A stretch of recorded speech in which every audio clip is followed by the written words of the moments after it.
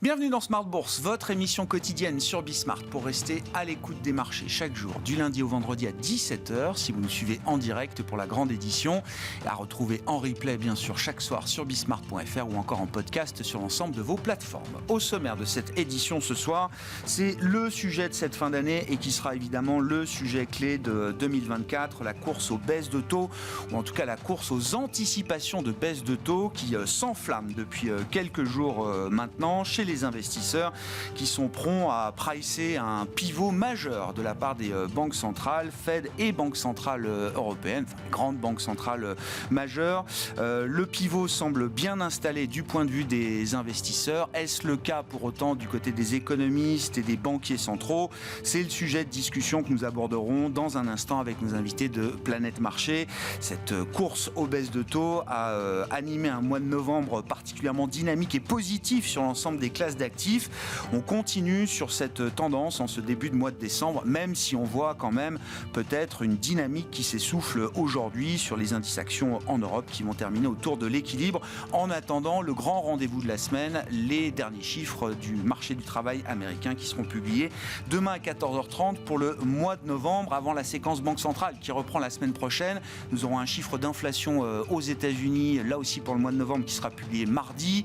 Décision de la Fed mercredi et jeudi, un tir groupé avec les décisions attendues de la Banque nationale suisse, de la Banque d'Angleterre et de la Banque centrale européenne pour le dernier tour de piste de cette année 2023. L'événement du jour sur le plan des relations internationales, c'est le sommet Europe-Chine qui se tient en présentiel pour la première fois depuis le Covid à Pékin, en présence du président du Conseil européen Charles Michel et de la présidente de la Commission européenne Ursula von der Leyen.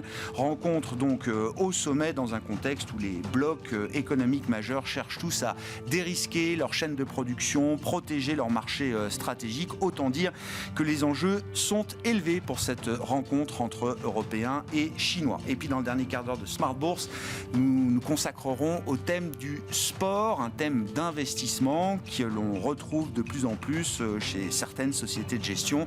Chez Montpensier Finance, le thème sport a été initié il y a quelques années. C'est Nicolas Kiefer, gérant de la stratégie, qui sera avec nous en plateau à partir de 17h45 dans une séquence où les événements sportifs sont denses. On sort de la Coupe du Monde de rugby. Évidemment, l'an prochain, ce seront les Jeux Olympiques de Paris. Nous en parlerons donc avec Nicolas à partir de 17h45 en plateau.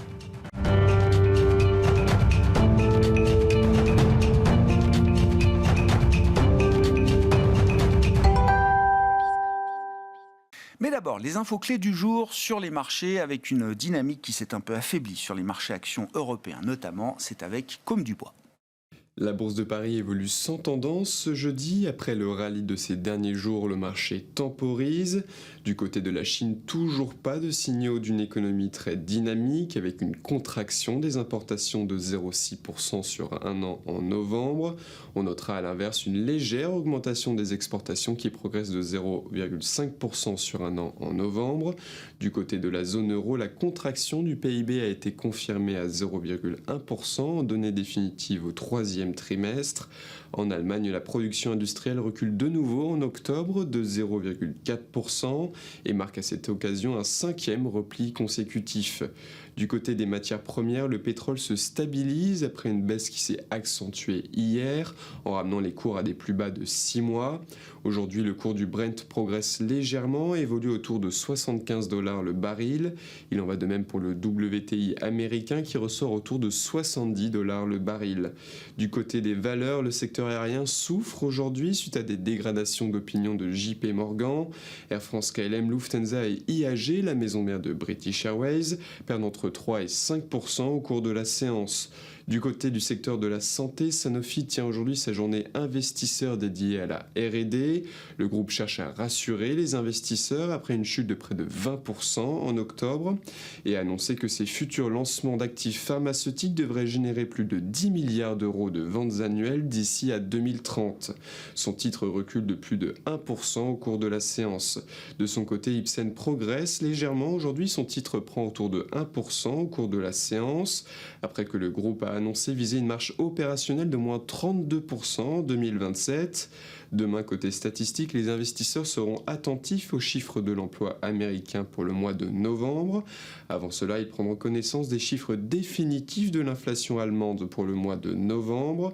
Enfin, l'Université du Michigan publiera son indice préliminaire de confiance du consommateur américain pour le mois de décembre. Tendance, mon ami, chaque soir, les infos clés de marché en ouverture de Smart Bourse. C'est avec Comme du Bois sur Bismart.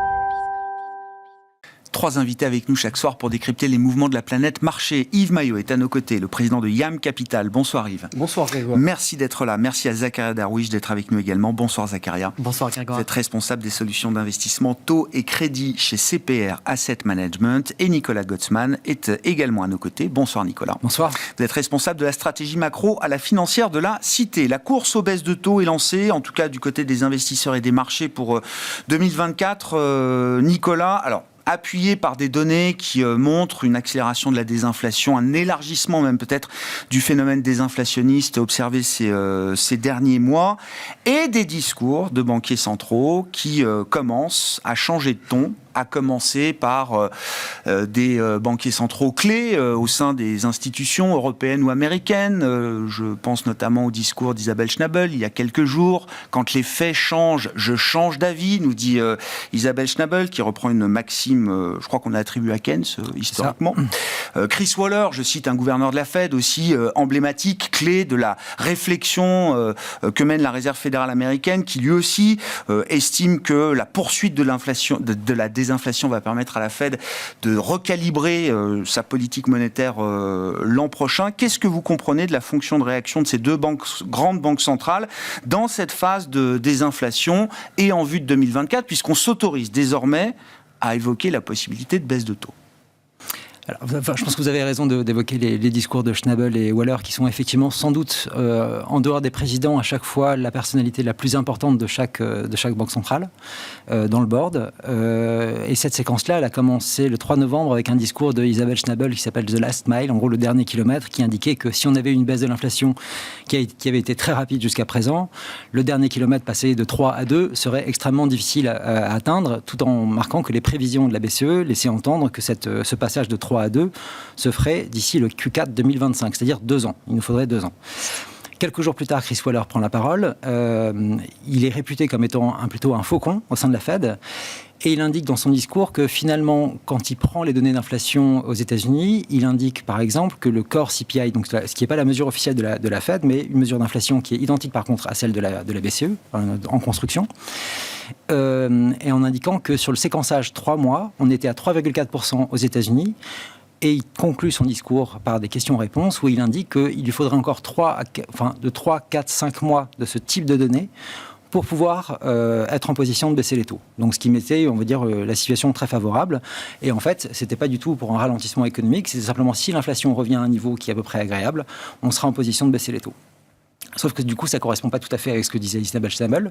Et quelques jours plus tard, on a l'inflation européenne qui est publiée.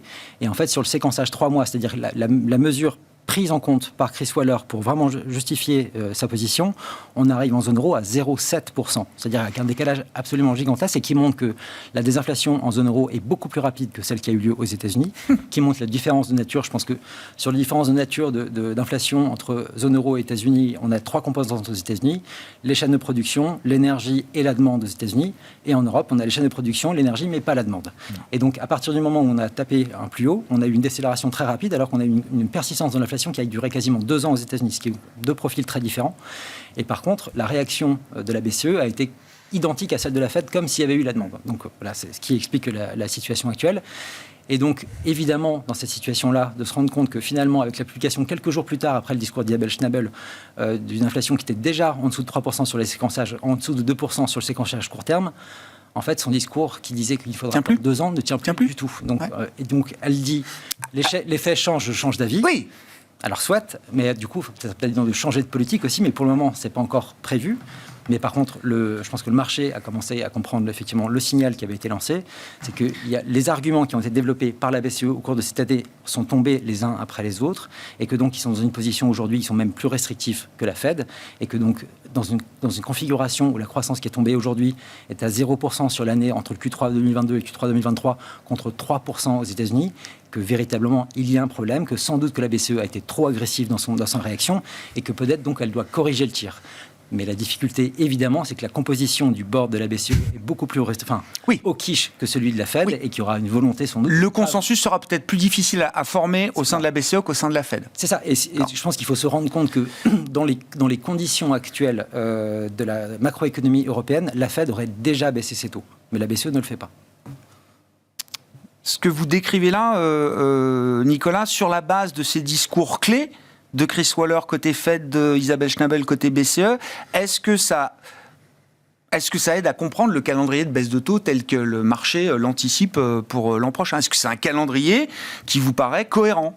Alors, pour les États-Unis, je pense que le marché a sans doute une réaction qui me semble assez négative, c'est-à-dire que le marché considère aujourd'hui qu'il va y avoir un ralentissement peut-être plus important que ce qu'imagine la Fed et que ce ralentissement va provoquer la réaction de la Fed.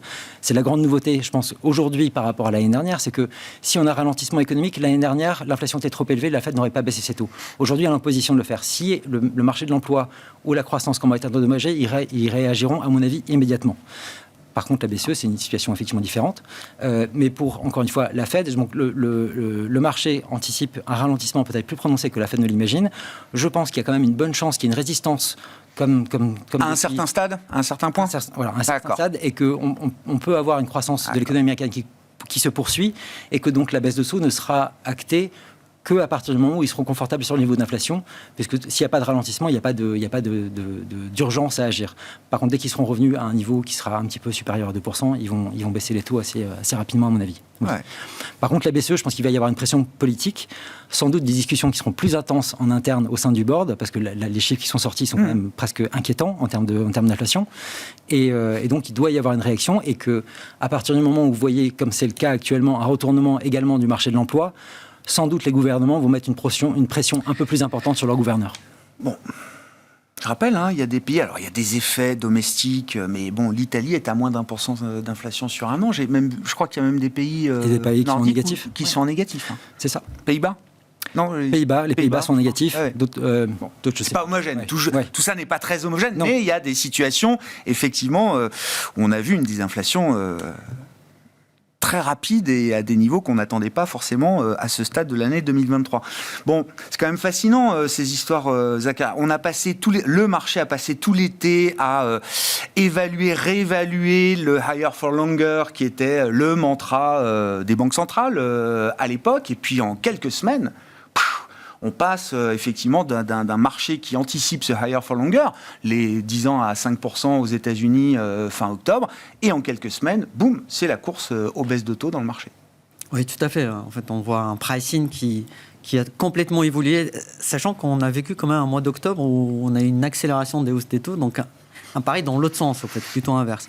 Donc, ce qu'on peut en fait retenir déjà de cette image-là, c'est que en fait, on a toujours une volatilité qui est extrêmement élevée au niveau des taux d'intérêt. Quand on regarde par exemple l'indice MOVE, qui est un indice de volatilité implicite des taux d'intérêt, en fait, on est rentré dans une séquence lors du début du resserrement monétaire, que ce soit aux États-Unis, d'ailleurs en Europe, c'est la même image. Début 2022, et on n'est toujours pas sorti de cette séquence-là. C'est-à-dire qu'en fait, non seulement les taux d'intérêt reprice un scénario qui est différent, mais au fait, chaque repricing se fait d'une façon extrêmement violente. Donc on voit, par exemple, là, comme on le soulignait, c'était l'affaire de quelques jours, finalement, cette grosse baisse des taux et ce changement complètement de paradigme. Après, effectivement, il y a un signal qui est fort, celui des deux banquiers centraux. J'ai un collègue qui formulait de façon assez sympathique en disant d'habitude les faucons fauconnent et les colons colombent. Et là, en l'occurrence, quand il y a des faucons qui donnent une image qui est différente, c'est un signal pour le marché. Et on peut l'interpréter comme la préparation des investisseurs à ce fameux pivot.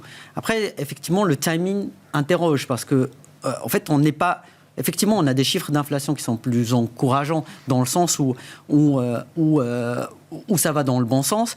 On voit dans les anticipations d'inflation longue, ils sont tous retombés autour des 2%, 2,05 en zone euro, 2,20 aux US. C'est-à-dire que quelque part, en fait, on a la crédibilité de la Banque centrale sur le fait que l'inflation est complètement contrôlée, il n'y a pas de sujet là-dessus. Mais en même temps, en fait, on voit des pricing de taux à partir du mois de mars, ce qu'un autre banquier central de la BCE a décrit avant-hier comme étant de la science-fiction. Oui, c'est ça. Donc, Casimir, Peter Casimir. Voilà, tout à fait, slovaque. Et donc, en fait, encore une fois, ce qu'on peut retenir de cette séquence-là, c'est qu'il y a encore beaucoup de volatilité, beaucoup d'incertitudes. Et le fait que les banquiers centraux se cachent toujours derrière cette data dependency. Donc, en fait, on va avoir les prochains chiffres d'inflation qui vont peut-être redicter un nouveau scénario de chemin à court terme, en tout cas. Et de ce point de vue-là, puisqu'on est tous dépendants aux données, le marché en premier lieu, les banquiers centraux de ce qu'ils nous disent, en tout cas, est-ce qu'il y a un risque de facteur rebond de l'inflation sur, je ne sais pas, sur les prochains prints, décembre, janvier, février, sur la prochaine séquence là ? Par exemple, en fait, si on regarde la zone euro, donc on a printé à 2,4 de l'inflation totale en fin novembre. Je ne pense pas qu'il y ait beaucoup de gens qui ont en tête qu'en décembre, ça va printer au-dessus de 3, très probablement. D'accord. Il y a un effet, il y a différents effets de base qui jouent. Il y a l'inflation, il y a l'énergie qui était au plus haut historique. Il y a un an et un mois, donc là ça va pas forcément jouer autant. Donc il y a différents éléments qui vont faire que ce prochain chiffre va être plus élevé, beaucoup plus élevé que le chiffre du mois dernier. Après, est-ce qu'on va être plus sensible ? Déjà, il y a l'incertitude sur le chiffre, mais est-ce que le marché va être plus sensible au fait qu'on revient au-dessus de 3, donc finalement le job n'est pas complètement fait, ou est-ce qu'on va être plus sensible à la surprise par rapport à cette anticipation-là ? C'est gros point d'interrogation là-dessus. En tout cas, à court terme, le chemin n'est pas encore complètement tracé. Ouais. Bon. Volatilité, ça reste effectivement, vous dites, on reste dans un schéma où le marché obligataire n'a pas encore trouvé son équilibre par rapport au scénario de 2024. Tout à fait, voilà, et c'est exactement ça.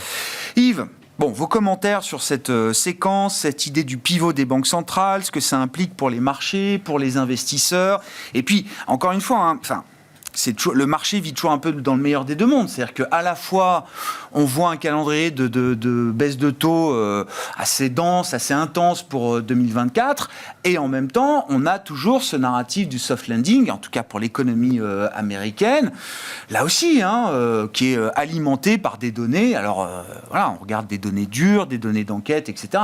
Tout ne dit pas la même chose forcément, mais au global, on a quand même encore une économie américaine qui a sorti un Q3 révisé à la hausse à plus de 5% de croissance. Ah oui, l'économie américaine est toujours aussi surprenante dans sa résilience. Après, sur le sujet de l'inflation, qui est central, moi je me garderais d'être péremptoire, parce que ce sont des mécanismes complexes.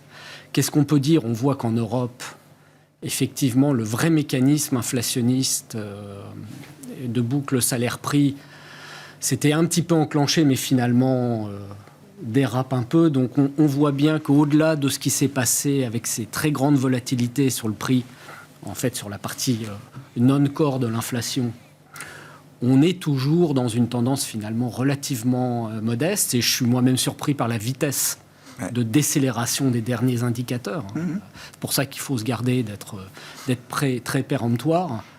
Deuxièmement, là, vous allez me reconnaître, je serai un peu plus brutal, mais concernant, moi, je trouve les marchés plutôt plus, comment dirais-je, plus fins dans leur appréciation, même s'il y a de la volatilité, que le banquier central, qui tient des postures, mais qui n'y comprend toujours pas grand-chose, si ce n'est à contre-temps. On l'a vu il y a 2 ans, on l'avait vu auparavant, et là, de nouveau, on a un effet de surprise, mais ça, c'est un petit peu normal. Surtout quand on se remémore que le banquier central, en tout cas européen, est passé du forward guidance au data dependence, ce qui veut dire, en gros, j'en sais rien. Donc il faut quand même avoir ça en toile de fond, au-delà des postures, des débats, etc. Data dependence, mais on nous dit quand même, Christine Lagarde, il n'y a pas si longtemps, pas de baisse de taux avant au moins 2 trimestres, etc. Donc on se permet quand même de donner des... Il dit la même chose pour décembre 2022. Oui, je sais, oui, bien sûr. Donc on dit qu'il n'y a plus de forward guidance, mais on livre encore des messages pour essayer de guider des anticipations de marché quand même. Je crois que si on veut avoir des visions... Mais ce qui rend le truc encore plus embrouillé, pour dire les choses. C'est ça, on va être d'accord tous les deux. Je pense que si on veut avoir une vision claire, prendre un peu de recul, il faut finalement pas trop écouter le banquier central, en tout cas quand il a des postures qui sont avant tout politiques et pas techniques. Voilà. Ce qu'il faut retenir de tout ça, c'est qu'effectivement, on a basculé très vite. N'oublions pas, parce qu'on a mentionné le mois d'octobre où il y avait une tension sur le marché obligataire, une accélération, qu'il y avait aussi un calendrier d'émissions qui avait fait, on en avait parlé, que voilà, donc on a eu un effet un peu perturbateur dans la vision de l'évolution du marché en raison de ce passage très tactique, technique, qui fait que là, effectivement, le décrochage sur la courbe des taux longs, on a 100 points de base de recul quasi en 5 semaines, quelque chose comme ça. Donc, c'est vrai que c'est très impressionnant et que ça alimente avec les statistiques cette impression comme ça effectivement de retournement et de pivot rapproché, puisqu'on voit maintenant des économistes qui anticipent, je crois que j'ai cru voir 3-4 baisses de taux, et même rapidement pour la Banque Centrale Européenne en 2024. Oui. Alors, Goldman dit à partir de mars, c'est chaque meeting. Avril et à chaque meeting, 25 points de base de baisse maintenant. Pour la BCE chez Goldman Sachs. L'effet sur le prix des actifs, en général, est évidemment rapide, d'autant que la tension avait été quand même très forte depuis les 18 mois précédents. Ouais.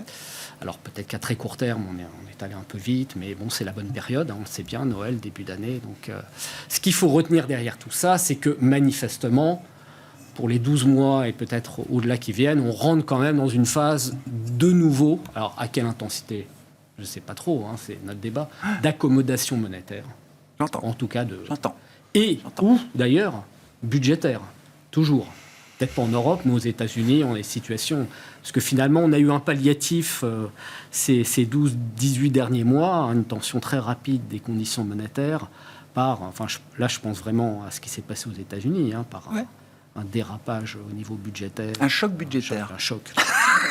Qui finalement, tout ça, c'est quoi la conclusion de tout ça ? Finalement, quand on a passé un peu les ornières, tout va très bien, quoi, en gros. En tout cas, pour les investisseurs de marché, il y a des moments, des séquences un peu volatiles, mais alors de là à avoir des prévisions hyper optimistes pour 2024, je m'en garderai bien. Quand même. Ce qu'on a vu en novembre, là, c'est déjà l'idée qu'on a consommé un peu de l'upside de 2024 en avance. Ouais, j'ai un peu cette. On peut, le marché a le droit, mais c'est ça de moins peut-être pour 24. Actuellement, mon sentiment alterne entre cet effet-là, quand même, on a un retournement, une progression rapide du prix, par exemple. Oui, mais quand l'effet change, change d'avis. Et c'est pareil pour les marchés. Et en même temps, non, mais si la donne change, on en prend acte et on ne va pas attendre 6 mois avant de prendre acte que la donne ait changé. Fait son boulot. Bien sûr. Et quand on regarde le marché, par exemple l'action dans sa granularité, là, on est quand même très rassuré par le fait que ces dernières semaines, ces 15 derniers jours, on a une propagation du retournement de tendance. Moi, je le constate à travers une lecture, un outil de screening, où là, on voit que la hausse commence à se transmettre. L'appétit s'élargit. Absolument. Sur du défensif, du cyclique. Évidemment, le moteur qui était le plus résilient toute l'année, qui a permis au moteur de tourner, était le moteur américain sur certains segments de la techno. Et celui-là ne s'est pas arrêté de tourner. Et là, il est en train, à la faveur de ce retournement, de cette accommodation monétaire, cet assouplissement des conditions financières, diraient les banques centrales, d'entraîner le moteur des actifs longs. Un petit peu ma lecture des choses. La duration à payer en novembre. Est-ce que l'idée d'un soft landing américain est cohérente avec l'autre idée que le marché défend, c'est-à-dire 125 points de base de baisse de taux aux États-Unis l'an prochain, Nicolas? Pas trop. Donc, est-ce que l'économiste que vous êtes se dit j'écoute le marché et peut-être que le chemin du soft landing est en train de se rétrécir? C'est ce que pense le marché. C'est ce que pense le marché, ou en tant qu'économiste, est-ce que vous avez une vision différente avec toujours le chemin du soft landing? Je pense que le soft landing est toujours possible. Et est-ce que ce chemin s'élargit? Alors, je ne dirais pas qu'il s'élargit, mais ce qu'il y a, c'est qu'on a un ralentissement. Alors, sur les salaires, on est en train de revenir à la zone qu'on avait pré-pandémique. Sur les créations d'emplois, on est exactement au niveau pré-pandémique. Donc, on est dans une situation qui est confortable pour le moment. Par contre, on peut avoir effectivement, si jamais on a un dérapage et que l'économie est touchée, ce que je disais avant, la Fed n'hésitera pas à intervenir. Je pense que donc de ce côté-là, il n'y a pas de problème. Ce qui est plutôt vraiment rassurant, c'est que en fait, le put de la Fed, il n'est pas sur le marché action. Le put de la Fed, il est sur la situation économique américaine. Si jamais c'est touché, on aura une intervention qui permettra donc de corriger le tir de façon assez satisfaisante. Mais effectivement, pour le moment, le marché considère qu'il va plutôt y avoir un ralentissement qui provoquerait donc une réaction plus forte que la Fed, par rapport à ce que anticipe la Fed elle-même. C'est-à-dire que la Fed anticipe qu'elle aura toujours une croissance de 1,5%, qu'elle aura des créations d'emplois, et donc elle aura peut-être besoin de baisser ses taux moins rapidement que ce que anticipe le marché aujourd'hui. Et encore une fois, ça sera sans doute un peu entre les deux. On voit les scénarios sont là. Goldman prévoit toujours aussi une croissance qui soit résiliente pour l'année 2024, un peu comme se colle, on va dire plus ou moins sur le scénario de la Fed, et on a un marché qui est un peu plus en défiance par rapport à ça. C'est des questions qu'on ne se pose pas malheureusement en zone euro. D'ailleurs, avec les chiffres du PIB qu'on a eu aujourd'hui, en fait, et on voit la grande différence qui existe entre les deux zones, c'est qu'on a la croissance de la consommation américaine entre la fin 2019 et le Q3 2023, c'est plus 9,8%. Donc c'est quasiment un rythme de 2% annuel. En zone euro, on est à plus 0,5% sur la même période. C'est-à-dire qu'en gros, on a 0 croissance contre 10% de l'autre côté. Donc il y a vraiment un décalage qui est absolument gigantesque. Encore une fois, on a une réaction qui est à peu près équivalente entre les deux zones. Et je pense que cette fonction de réaction entre les deux banques centrales, elle se voit très très bien dans ce qui s'est passé au mois de septembre cette année avec les réunions comparées des deux banques centrales.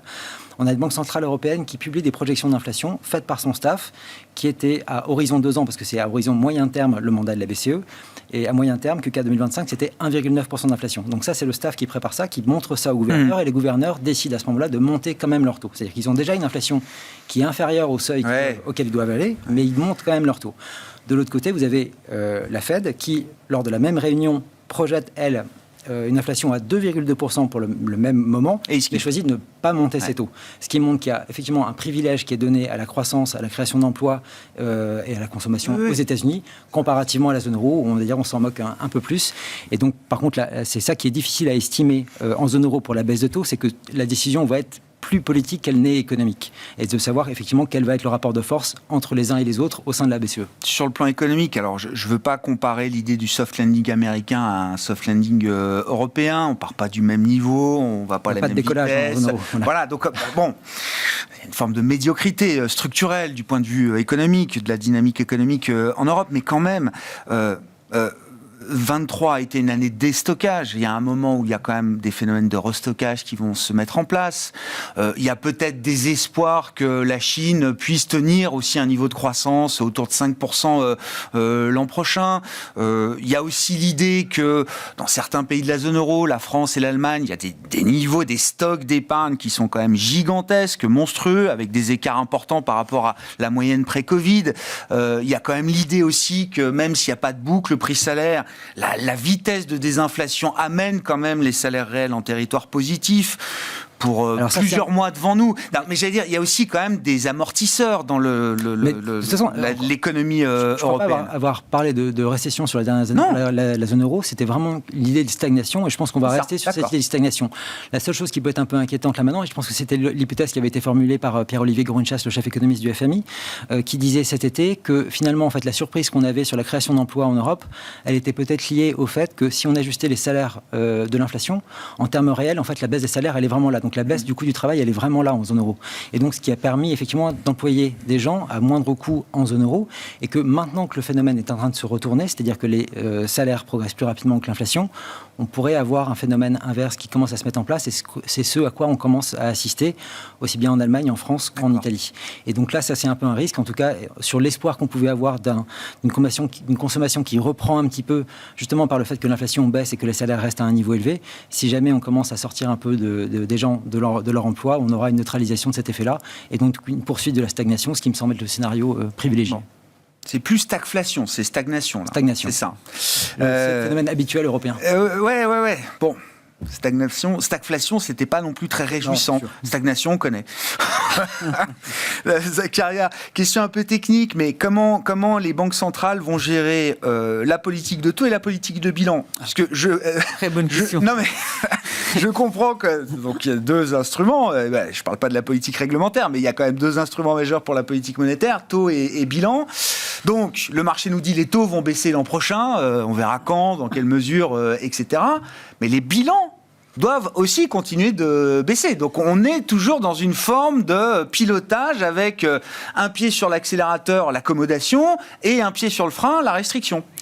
C'est là où je dirais qu'il y a une divergence peut-être fondamentale entre la BCE et la Fed. Sur la Fed, on est dans un programme de quantitative tightening qui est lancé depuis quelques temps déjà. Et quand vous regardez au fait depuis le relèvement du seuil de la dette, vous voyez déjà en fait un déficit. On a déjà une situation de déficit qui n'est pas la même qu'en Europe. Il y a le sujet des émissions, il y a le supply. Et en général, en fait, ces émissions-là, ils arrivent à un moment dans le cycle où la Banque centrale baisse ses taux.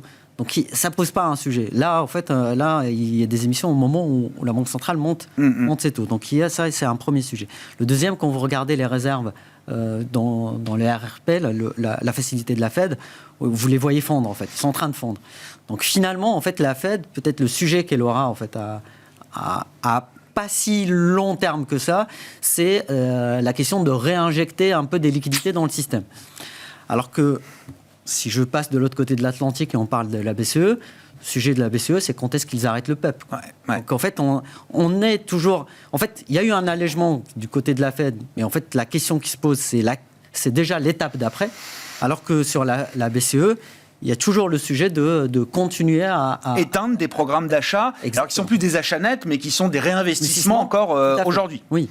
On avait gardé le PEP parce qu'il avait la flexibilité, négocier très habilement de réorienter pour aider la dette de tel ou tel pays. On voit là maintenant avec l'Italie se porte très bien sans programme d'achat, la Grèce entre investment grade. Donc il n'y a pas aujourd'hui, on dirait qu'en fait, on a moins besoin de cet élément-là. Il y a une fenêtre de tir pour éteindre ces programmes. Et voilà, tout à fait. D'accord. Et c'est en ça où je pense que la politique sur les taux, de la baisse des taux, il y aura certainement un phasage entre la BCE et la Fed, pas trop éloigné. Autant sur la politique de bilan, on pourrait potentiellement assister à une différence entre les deux zones, avec la Fed où il faut également en fait gérer le côté émission de la dette. J'entends. Qui viendrait poser là-dessus. Ouais. Voilà. Et donc, on peut imaginer que la Fed ralentisse son QT l'année prochaine. Tout à fait, ouais. C'est un sujet qui, en mon sens, au fait, va venir probablement sur la table en 2024. Est-ce que la BCE, alors tactique, mais s'enferme dans une séquence comme elle avait pu le faire au démarrage des hausses de taux? Il faut d'abord qu'on arrête les achats nets avant de monter les taux. Ça paraissait assez cohérent d'un point de vue de politique monétaire. Est-ce que là aussi, on va d'abord éteindre les réinvestissements du PEP avant de se dire qu'on pourra monter les taux, ou est-ce qu'on peut piloter les deux dans un espace de temps assez réduit Je pense que la BCE a tout intérêt à déphaser les deux. D'accord. Déjà, par rapport à... Distinguer les deux politiques. Par rapport à la séquence d'avant, justement, où elle a souffert de cet engagement, on va dire, de séquençage. Et deuxièmement, les deux allant dans des deux sens opposés, ça permettra de mieux calibrer, en fait, on va dire, l'assouplissement monétaire qui pourrait en résulter. Dans ce contexte, Yves, on a tous remarqué l'envolée de l'or. Alors ça s'est un peu calmé, mais les futurs ont printé $2150 l'once, record historique il y a à peine quelques jours, en début de semaine. Parallèlement, l'or numérique, je ne sais pas si j'ai le droit, mais le Bitcoin a suivi également le même chemin, une forme de réveil avec un sprint final dans cette dernière séquence de 2023. Qu'est-ce que ça apporte comme élément de réflexion, d'analyse à ce que nous dit le marché aujourd'hui, Yves? Si on se met dans la position des aficionados de ce qu'on peut appeler des monnaies dures, qui sont l'or et Bitcoin, qui est encore un adolescent ou une adolescente, si on considère que c'est une monnaie, c'est finalement dans la logique. On va vous dire, le roc ne bouge pas, mais ce sont les devises dollar, euro traditionnelles qui, elles, dans les perspectives qu'on vient de commenter, sont dans une voie en termes de dévalorisation relative, en fait. Voilà, donc... Quand on regarde l'évolution de l'or depuis longtemps, il ne faut pas oublier que c'est une monnaie qui a 2500 ans de track record, qu'on a abandonné, pas totalement du bilan des banques centrales. Du coup, c'est plus vraiment une monnaie. Mais parce que or et Bitcoin, c'est quand même deux histoires différentes, même s'il y a une logique, un overlap, j'allais dire philosophique et voilà, un peu conceptuel.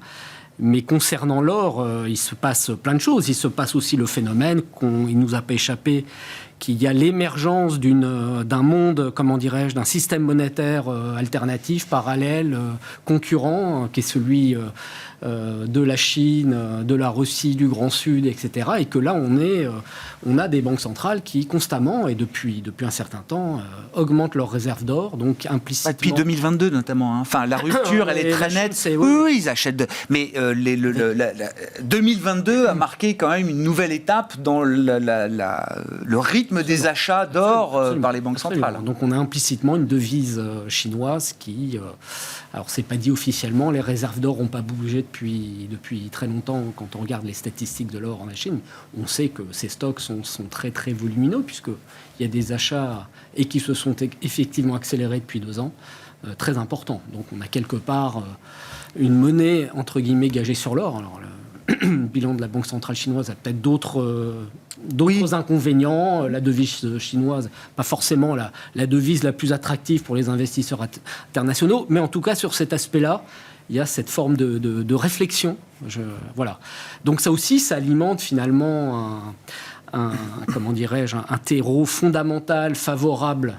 Ouais. Alors, dans un monde où on discute justement d'un retour à une forme d'accommodation monétaire, qu'on voit la plus grosse économie de la planète quand même déraper largement depuis pas mal de temps en termes budgétaires, qu'on a une échéance politique qui va nous amener sur ces 2 grandes rubriques-là, d'ailleurs, aussi des choses peut-être spectaculaires, je ne sais pas, hein. Et donc voilà, ça alimente cet effet-là. Et puis le 3e point, eh bien, c'est l'utilisation de ces outils qui sont en fait des monnaies ou des actifs qui ont vocation à être des monnaies, même s'ils ne sont plus des monnaies de transaction, qui sont des outils de décorrélation pour une partie de la finance des investisseurs, des asset managers, et qui retrouvent donc une forme de légitimité. Un pouvoir décorrélant. Voilà. Concernant Bitcoin, le sujet, évidemment, Bitcoin est un outil qui a un phénomène de rareté programmée, une rareté encore plus forte que celle de l'or. Bitcoin a maintenant 14 ans et il se trouve qu'effectivement, il y a un redressement de sa valeur. Ce n'est pas forcément la chose la plus intéressante pour Bitcoin, mais un redressement de sa valeur au moment où on parle de perspective de baisse des taux, qui est là aussi favorable à cet actif. Et il se trouve qu'on a une séquence, alors ça n'a aucune validation scientifique, ce que je vais vous dire, mais depuis sa création, des cycles de 4 ans, où on trouve une sorte comment dirais-je, de fonctionnement mécanique qui, pour l'instant, est 4 cycles. Donc, mais il y a des patterns. On commence à... L'histoire des patterns du Bitcoin commence juste, hein, mais... Il y a 4 patterns avec des corrections de 80% environ entre le pic vers le creux, et que là, il se trouve qu'on est dans la phase, depuis un an, une phase de retournement, à un moment où, évidemment, ça valide empiriquement ce qu'on observe depuis une petite quinzaine d'années. Voilà. Donc, effectivement, et puis une financiarisation, ça ne vous a pas échappé, qui est en train de grandir, d'avancer auprès de beaucoup d'investisseurs américains qui devrait, là aussi, donner... en tout cas, c'est ce qui est... pricé. La spéculation actuellement joue beaucoup sur cette financiarisation de cette monnaie numérique. Voilà. Sur les aspects budgétaires, Nicolas, comment vous regardez la perspective 2024 alors effectivement, une croissance américaine qui a largement été soutenue par les déficits, de manière volontaire, bien sûr. Élection à suivre en novembre 2024. Et puis la situation en Europe. On a une Allemagne qui s'entête visiblement quand même sur l'idée d'une règle d'or relativement stricte. Et un Eurogroupe en ce moment qui est censé se mettre d'accord sur un nouveau cadrage budgétaire pour l'an prochain.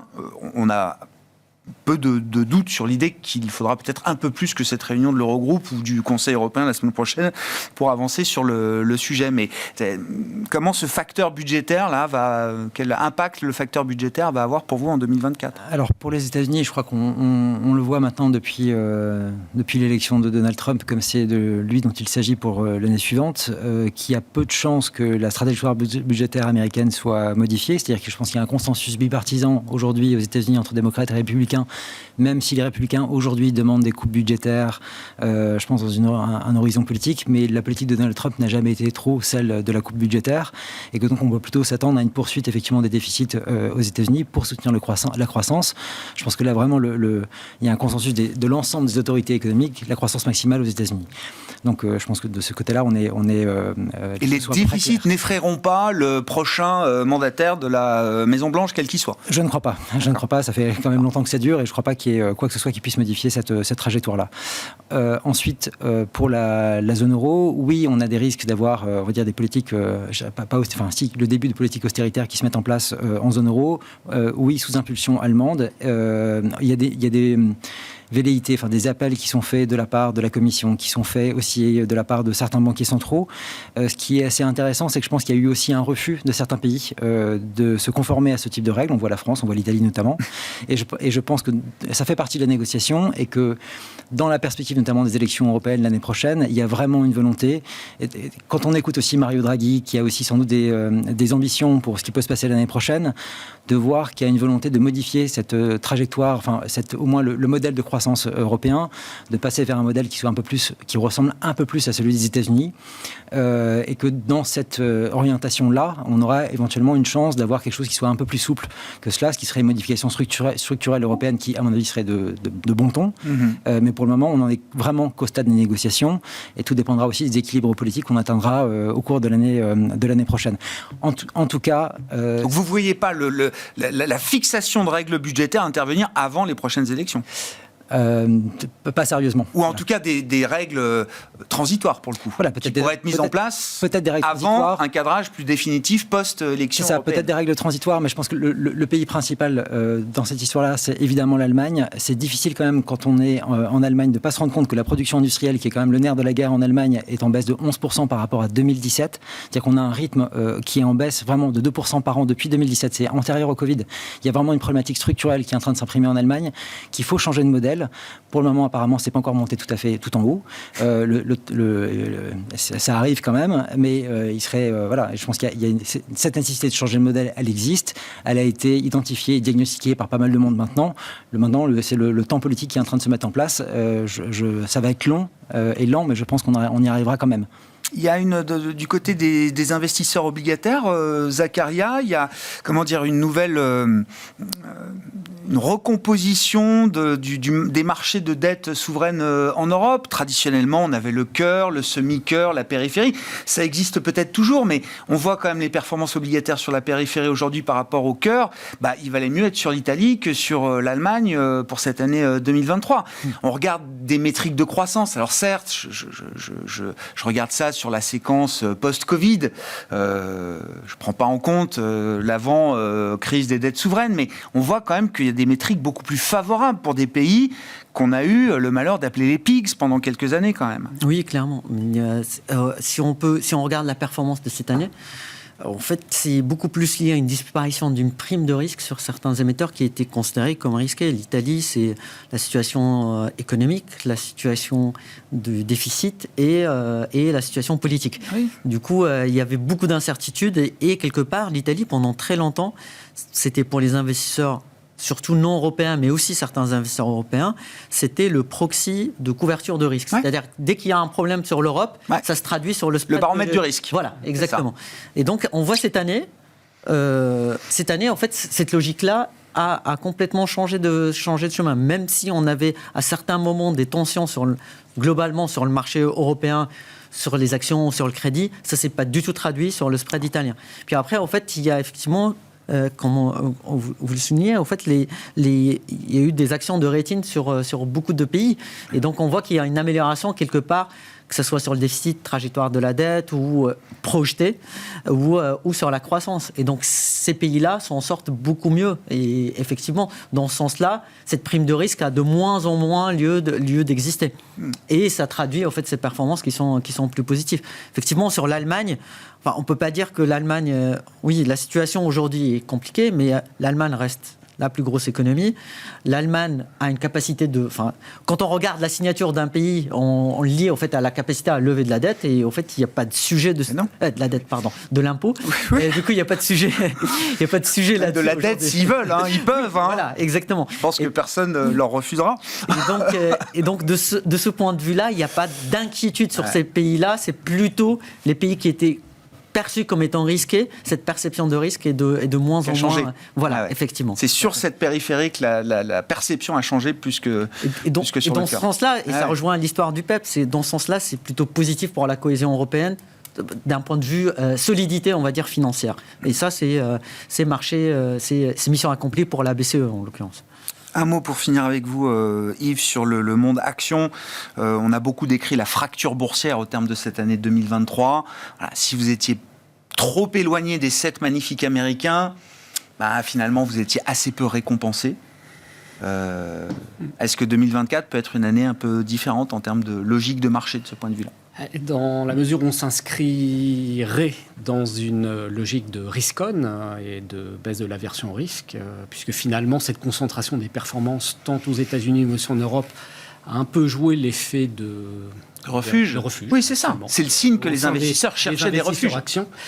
On peut légitimement penser, en tout cas moi j'ai une assez forte conviction là-dessus, qu'il y a un phénomène de retour à la moyenne, donc de redistribution vers... et on a des amorces de schéma-là. Vous disiez, la séance de lundi dernier, par exemple, assez symptomatique. On a vu une petite correction, pas très forte, après pas mal de séances de hausse du S&P, du Dow Jones et même du Nasdaq. Et on voit un Russell 2000 qui progresse de près de 1%. Donc là, on voit qu'il y a une extension en nombre de titres, participation qui est en train d'augmenter. C'est peut-être le début de ce mouvement. Donc ça voudrait dire retour de performance, en tout cas relative, probablement absolument relative, de petites, moyennes valeurs, de secteurs qui ont été très affectés l'année dernière. Donc voilà, de ce que j'appelais tout à l'heure un retour de participation du marché, avec une contre-performance au moins relative de celles qui ont été les stars de 2023. Merci à vous trois d'avoir été les invités de Planète Marché. Yves Maillot, YAM Capital, Zakaria Darwish, CPR Asset Management et Nicolas Gottsman, la financière de la Cité.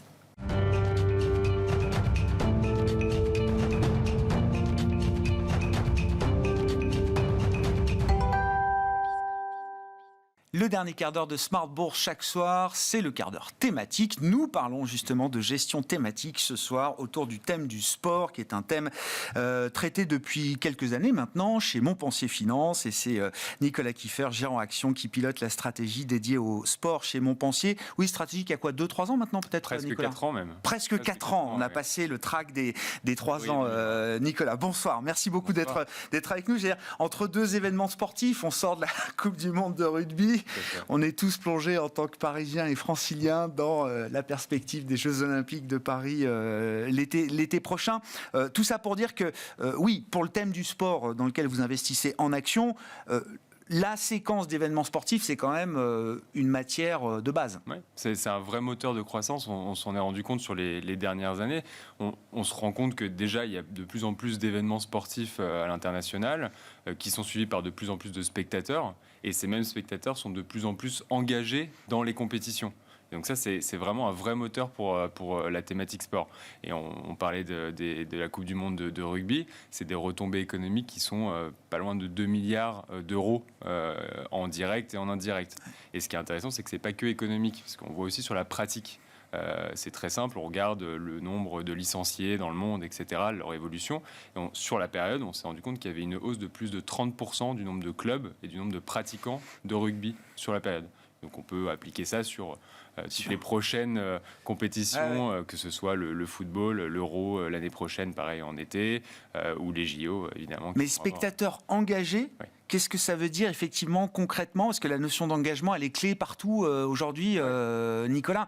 Ça veut dire que oui, je vais pratiquer le sport, je vais prendre mon billet pour voir, je vais acheter les produits, etc. Enfin, c'est comme ça qu'on mesure l'engagement du spectateur. C'est l'engagement indirect, comme effectivement le merchandising, etc. Mais aussi direct, on se rend compte qu'aujourd'hui, dans le visionnage, on est amené quand même à rentrer de plus en plus dans dans la compétition, que ce soit avec de la data, de la donnée de partout. Quand on regarde un match de football, on a des stats de partout. Quand on regarde le Tour de France, on a la puissance du peloton, etc. Enfin, on engage de plus en plus le spectateur dans la compétition, et ça, forcément, ça se voit après dans la pratique et dans la passion des fans. Et ça se retrouve dans le budget que le spectateur est prêt à dédier à sa pratique sportive ou à la pratique d'un sport. Exactement. Comment est-ce que les équipementiers, du côté des équipementiers ou des acteurs, entreprises du sport, effectivement, comment est-ce qu'ils profitent de ces événements? Quelles sont les stratégies, effectivement, de ces partenaires, de ces groupes, de ces équipementiers autour de ces événements, Nicolas? Déjà, il y a ce qu'on voit, c'est-à-dire que c'est une occasion quand même assez parfaite. En parlant des JO 2024, c'est une occasion parfaite pour les grandes marques, les grands équipementiers, de présenter les dernières innovations technologiques, de performance sur le running, par exemple, qui est on va dire un secteur assez niche, mais qui est quand même où l'innovation prime réellement. Et on voit que des nouveaux acteurs, parce que les événements sportifs amplifient des tendances qu'on voit déjà depuis quelques mois, et on voit que des nouveaux acteurs sont en train de prendre des parts de marché de façon significative sur les géants du secteur. Je peux donner des exemples. Je ne sais pas si vous voyez ce que c'est que Oka One. C'est une marque française avec des semelles assez épaisses, marque française créée il y a un peu plus de 10 ans, qui est aujourd'hui à des parts de marché de 15 à 20% sur le running spécialisé, donc presque au-dessus de Nike. Qu'est-ce qu'ils ont apporté comme innovation? Et en plus, je le dis, vous pratiquez le sport, mais c'est une très bonne manière. Pour investir dans un thème, c'est bien de le connaître jusqu'à la pratique qu'on peut avoir d'un sport. Nicolas, je sais que vous faites du vélo, vous courez sans doute aussi. Qu'est-ce qu'ils ont apporté comme innovation sur ce marché-là? C'est très simple. Dans le running, c'est soit la performance pure, soit le confort, l'amorti, parce que c'est quand même des sports à impact, donc qui peuvent être traumatisants pour les articulations. Et au cas a amené un nouveau design. Avant, on était sans rentrer dans les détails, sur des technologies minimalistes avec des toutes petites semelles, etc. Et là, on est passé à un design très maximaliste avec des grosses semelles, et on s'est rendu compte que, surtout sur la tranche supérieure, la tranche d'âge supérieure, ça a amené moins de blessures, plus de confort et donc plus de pratique aussi. Et là, ils l'apportent où Nike, Reebok ou d'autres, ou Adidas ne l'ont pas apporté, ne l'ont pas fait. Exactement. Et pareil sur la performance, on a un élan depuis 5 ans sur des chaussures avec une plaque carbone qui va augmenter la performance, la propulsion à la foulée, commencé par Nike, mais qui a été suivi par plein de nouveaux entrants avec des designs assez particuliers, etc. Et donc une deuxième marque, par exemple, c'est On Running, une marque suisse. On la reconnaît avec cette semelle particulière en forme de nuage, et pareil, qui augmente la propulsion à chaque foulée, et donc forcément, ça apporte beaucoup d'attention. Et On Running a une part de marché qui est supérieure à Adidas sur le running, par exemple. Ah oui. Et donc là, on parle de sociétés, d'équipementiers qui sont alors à des rythmes de croissance. Si je reviens aux métriques de l'entreprise, on est sur des rythmes de croissance supérieurs à ce qu'on trouve chez des historiques, les grands du secteur aujourd'hui. Le marché sous-jacent est à plus 8%, plus 7% par an. Un Nike va être légèrement au-dessus. Un On Running va être à plus 50%. D'accord. Donc c'est vraiment, effectivement, ça se voit. Alors évidemment, ce sont des entreprises qui sont de plus petite taille, qui sont plus jeunes, mais on le voit clairement que l'innovation prime dans ce genre de segment. C'est important. Et les historiques, eux, ils résistent, ils font mieux que résister face à cette nouvelle concurrence sur les marchés que vous avez décrits, Nicolas? Là, encore une fois, c'est assez dispersé en termes de performance. On a des historiques comme Nike qui n'ont jamais réellement cessé d'innover, et donc toujours avec une image de marque qui est très très forte, avec une reconnaissance du côté des jeunes, avec des marques très ciblées comme Air Jordan, etc., qui arrivent à créer quand même beaucoup d'envie, etc. Ils arrivent à s'en sortir très bien. En revanche, il y a d'autres marques comme Adidas, par exemple, qui a perdu un petit peu de sa superbe en mettant moins de budget dans l'innovation, dans la recherche et le développement, etc. Et qui payent aujourd'hui. Alors, il y a pas mal de spéculations sur des nouveaux managements, etc., des affaires spécifiques à la valeur, mais on voit que sur la croissance, en tout cas, la croissance, ça l'impacte. Et ça, pour le coup, il faut vraiment, c'est la prime à l'innovation, encore une fois, c'est hyper important. Qu'est-ce qu'on peut dire alors de la performance du fonds, mais avant même cela, peut-être un mot de la gestion thématique dans son ensemble. La gestion thématique s'est développée alors dans l'ensemble de l'industrie, chez Montpensier depuis plusieurs années. Nicolas, 22 a forcément été une année très douloureuse, très difficile pour la gestion thématique dans son ensemble, parce que gestion thématique, c'est grande tendance séculaire, c'est donc de la croissance visible, et le facteur monétaire, effectivement, a quand même compliqué, on va dire, la performance de ces gestions en 2022. Qu'est-ce qu'on peut dire pour la gestion thématique au terme de l'année 2023 et peut-être plus précisément pour le thème sport?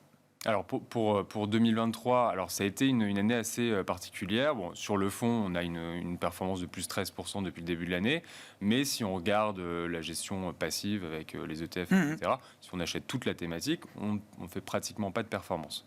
Parce il fallait être réactif dans le stock picking, prendre encore une fois les bons acteurs qui innovent, qui aller vers là où il y a de la croissance, donc avec l'innovation, aller vers une bonne gestion des stocks, parce que forcément, le résultat de l'année 2022, qui était catastrophique pour les valeurs de consommation, etc., c'est que problème de chaîne d'approvisionnement, une hausse anormale du niveau des stocks, qui font que forcément tous ces acteurs ont été très impactés. Et donc aller vers des acteurs qui gèrent en direct leur distribution avec leur propre boutique, leur propre site internet, ou qui passent par des distributeurs, des partenaires privilégiés, donc qui vont avoir des éditions limitées, des modèles que tout le monde n'a pas, donc chez JD Sports par exemple, chez Top Sport en Chine, voilà, des partenaires privilégiés sans aller dans les chaînes qui vont faire du entrée de gamme et qui vont avoir des stocks qui vont s'accumuler de façon assez significative. Plus largement sur l'impact monétaire, etc., je pense que sur les mois à venir, l'année 2024, on va quand même être sur, on l'espère, des taux qui sont... Le marché semble plus que l'espérer à ce stade. Nous aussi, effectivement, vous avez expliqué l'impact que ça pouvait avoir sur des valeurs plus profilées croissance. La gestion des stocks qui est normalement derrière nous, les problèmes de stock qui sont normalement derrière nous, et ce qui est important aussi, le nerf de la guerre, la demande qui reste extrêmement dynamique. Une stat que j'ai vue il y a très peu de temps, en France, c'est 58% de la population qui pratique au moins une fois par semaine un sport. Ça, c'est 9 points de plus que 2022, et c'est 15 points de plus que les niveaux pré-Covid. Et donc clairement, ça va être une traction. On a eu un boom, puis une normalisation. Mais il y a un bassin de consommation qui s'est considérablement élargi, et on en parlait, je crois, la dernière fois, ça remonte à quelques mois, Nicolas, mais c'était toujours la même question. Dans cette phase de crise du pouvoir d'achat, ou en tout cas de perception d'un pouvoir d'achat sous pression, on voit beaucoup d'arbitrage dans le budget des Français. Vous dites, le budget sport... Alors, il peut être réduit, il peut être ajusté, mais vous dites il est préservé tant que faire se peut. Les gens ont vraiment compris l'intérêt d'avoir un style de vie actif et sain sur les 3 dernières années. Et on voit, alors c'est notre rôle aussi en tant que gérant de sélectionner des valeurs qui ont soit une approche low cost, donc forcément qui répondent à ces enjeux de pouvoir d'achat, bien sûr. Une inscription chez Basic Fit par exemple, c'est pas les 20 € par mois qui vont pour le bien-être. C'est gérable. Ou alors vers les marques à l'inverse qui ont un vrai pricing power, qui vont avoir un aspect plus premium. On holding, on running, ça va être des paires de chaussures au-delà de 150 €. Forcément, on est sur le segment premium et donc moins touché par ce genre par l'inflation, etc. et les dépenses discrétionnaires. C'est ça. C'est tout ce qui est au milieu qui souffre le plus. Exactement. Effectivement. Merci beaucoup, Nicolas. Nicolas Kieffer qui était avec nous, gérant action thématique et qui pilote notamment le thème sport chez Montpensier Finance. Merci d'avoir été l'invité du quart d'heure thématique de Smart Bourse ce soir sur Bismart.